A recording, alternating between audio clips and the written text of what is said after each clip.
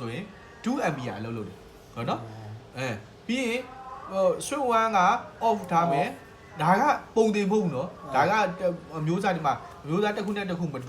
တူတဲ့ခါကြလို့ရှိရင်ဒီမှာဒါဆိုလို့ရှိရင်ဟိုကတော့မပါဘူးနော်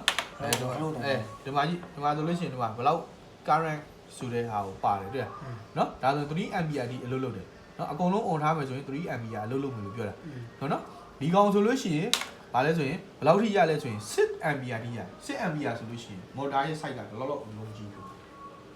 တော် size ပေါ်မူတည်တော့နော်ဟုတ်ပြီတော့ဒီမှာကြတော့ဘာလဲဆိုလို့ရှိရင်သူ့ရဲ့အပတ်အရေးအတွက် pass အရေးအတွက်ကိုရေးဖို့အတွက်နော် pass အရေးအတွက်ရေးဖို့အတွက်အခုဆရာတို့ကဒီထဲမှာ3000ဒီမှာ8000တို့1000တို့2000တို့4000တို့တွေ့ပါအဲ့အရေးအတွက်ကိုဆရာတို့ကထည့်လိုက်မယ်ဆိုလို့ရှိရင်သူ့အရေးအတွက်တိုင်းဆရာတို့က district ကိုဖွင့်ပေးထားတယ်ဟုတ်နော်အဲ့တော့Sabo motor stepper motor တပတ်ပတ်မယ်ဆိုလို့ရှိရင်25600 pass နဲ့တပတ်ပြည့်အောင်ပတ်ပေးပါလို့ပြောတယ်။ तू ကအဲ့ဟိုဟာတိုင်းကိုပတ်ပေးတယ်။ဟုတ်နော်။အဲ့ခါကျရင်ဘာဖြစ်လဲဆိုလို့ရှိရင်အပတ်ကြီးဒီလောက်ဆိုရင် तू တပတ်ဆိုတာ तू ပြီးသွားတယ်။အဲ့အတွက်ကိုဒီမှာ revelation ကို तू လုပ်ပြီးတယ်။ပြီးတဲ့ခါကျရင် stepper motor မှာ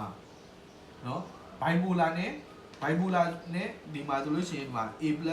A- B